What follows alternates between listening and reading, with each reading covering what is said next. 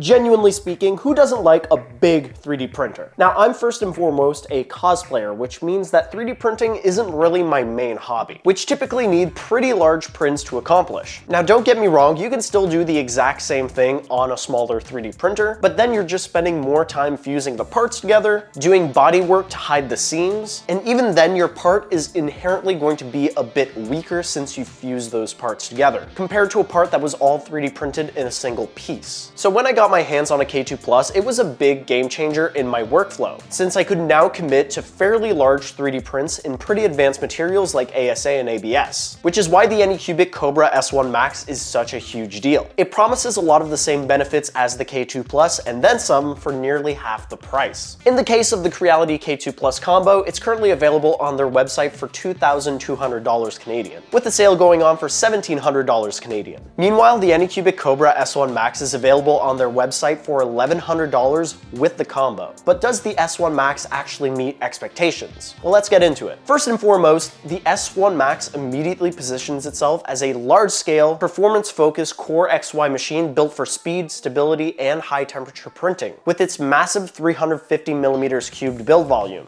which is perfect for 3D printing cosplay stuff like helmets and armor pieces. And on top of that, it comes packaged with a 350°C high-temperature hot end with hardened steel nozzle. And if that wasn't enough heat for you, the S1 Max also has a chamber heater which can reach 65°C, while the print bed is capable of reaching temperatures of up to 120°C. Now, what does all that extra heat actually get you? Well, we'll get back to that later in the video. Now, the Kobra S1 Max is built with a pretty robust Core XY motion system, with beefy linear rods for the X-axis, dual symmetric drive belts for the Y-axis, and three 10mm reinforced linear rods to go along with the three Z-axis stepper motors. This allows the Kobra S1 Max to achieve recommended 3D printing speeds of 300mm per second and a maximum of 600mm per second, while also being able to reach acceleration speeds of 10,000mm per second squared and a maximum of up to 20,000mm per second squared. Now, this 3D printer might be part of Anycubic's S1 lineup, but it is definitely a step up in terms of build quality when you compare it to the original Anycubic Kobra S1 combo. Now, right off the bat, the Kobra S1 Max is no longer using those flimsy plastic doors and covers that it had on the original S1. It actually has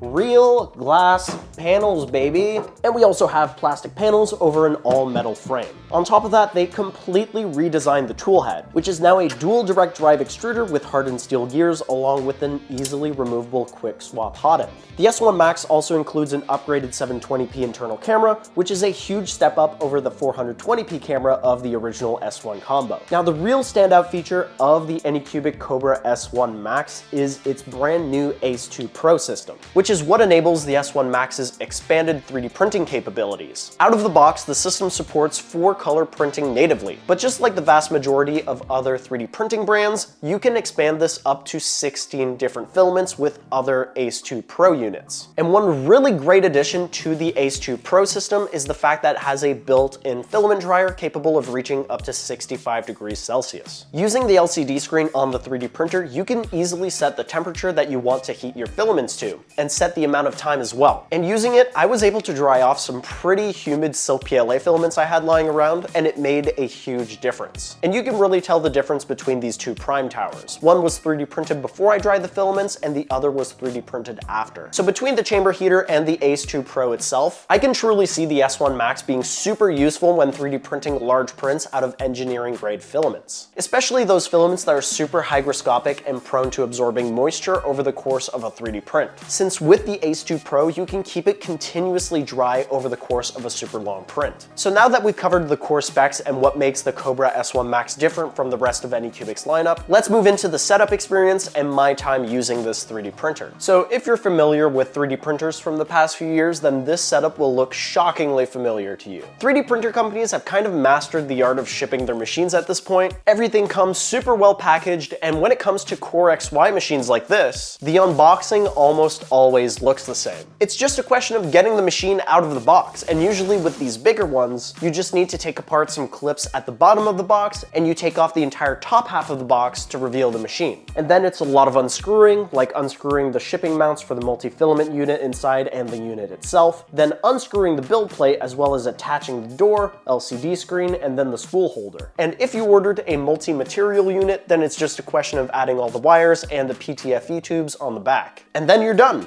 The calibration is also super easy, since it's fully automated from the PID tuning, bed leveling, vibration compensation, and etc. You also have the option of connecting your 3D printer to the local Wi-Fi so that you can send your prints wirelessly. And once that's complete, you're basically ready for your very first 3D print. It's incredibly quick and intuitive. Using Anycubic slicer software called Anycubic Slicer Next, doesn't really roll off the tongue all that well. I immediately sliced and 3D printed this really cool multicolor display stand for a LEGO Icon series Blacktron set I have. It's pretty neat. It uses the actual Blacktron logo as the base for the display, and it turned out pretty good. This was a super quick print using Anycubic's high-speed PLA. The only complaint I have is that there are quite a bit of VFAs along the sides of the actual base itself. So as a result of having those VFAs on the sides of the 3D print, I ended up 3D printing this VFA test, which came pre-loaded on Anycubic Slicer Next. And as you can see, if you look up close, the first quarter of this 3D print has very visible VFAs, but as the print speeds up, those VFAs actually go away. So the issues I had with VFAs on my first 3D print can easily be solved just by fine-tuning the filament presets. The next 3D print I ran was another display for a LEGO set, this one being for my LEGO City Interstellar spaceship, and this one turned out pretty good as well. The tolerances for the LEGO studs were pretty solid, and I was able to attach the ship pretty easily to the display itself. But still, there is a bit of VFAs visible on the sides of the display, but again, it's just a question of fine-tuning those filament presets. And after finishing up those PLA prints, I immediately jumped into 3D printing with ASA and ABS, which was an interesting experience to say the least. So just like every other 3D printer manufacturer out there, Anycubic just did not fine-tune the presets for their ASA and ABS filaments, like at all. They are basically the exact same generic ASA and ABS presets that you see on like Orca Slicer, because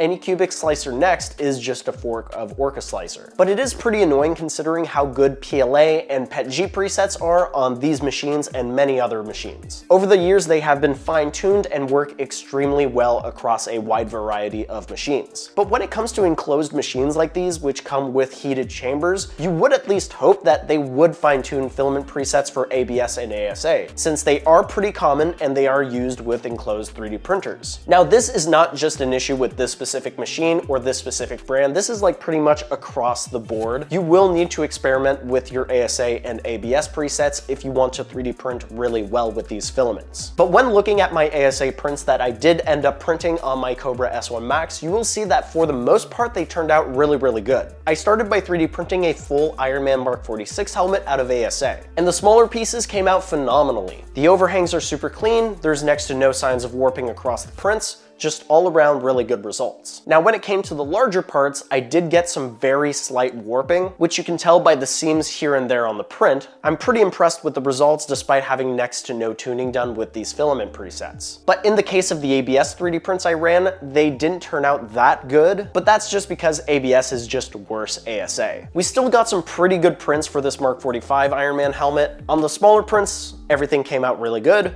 with a nice smooth surface. However, some of the overhangs did curl quite significantly, but that's just a question of tuning in the cooling and the temperature settings to keep it from curling so much. And since Spider-Man Brand New Day is coming out pretty soon, and I may or may not have some Spider-Man themed projects in the works right now, stay tuned for that, I wanted to take advantage of the huge build volume of the Kobra S1 Max, and I wanted to take advantage of the multicolor we can do with the Ace 2 Pro. So I 3D printed this nice multicolor Spider-Man mask. And the Kobra S1 Max did a fantastic job handling these multicolor prints. Now, just like any other multicolor 3D printer using an AMS style multi-filament unit, this did take quite a long time to 3D print and a lot of wasted purge material. Like, just take a look at this bin right here. This is all the purge material for just the backplate. But for what it's worth, it did exactly what it needed to do with no clogs, jams, or issues handling the filament swaps. So honestly, I can't even fault it for that. And that's without mentioning how good these multicolor prints came out. The texture on the mask does an insanely good job hiding the layer lines. And genuinely, I couldn't be happier with how this came out. Now, there is a filament I've been meaning to test out for a very long time now, and since the Kobra S1 Max can actually reach some pretty insane temperatures, I figured it was finally time for me to 3D print with polycarbonate filament. And for this test in polycarbonate, I figured I'd just 3D print an Iron Man faceplate since it has pretty cool details on the inside, and I thought it would look pretty cool with the translucency of the filament. Now, here's what really really blew my mind with this print. It's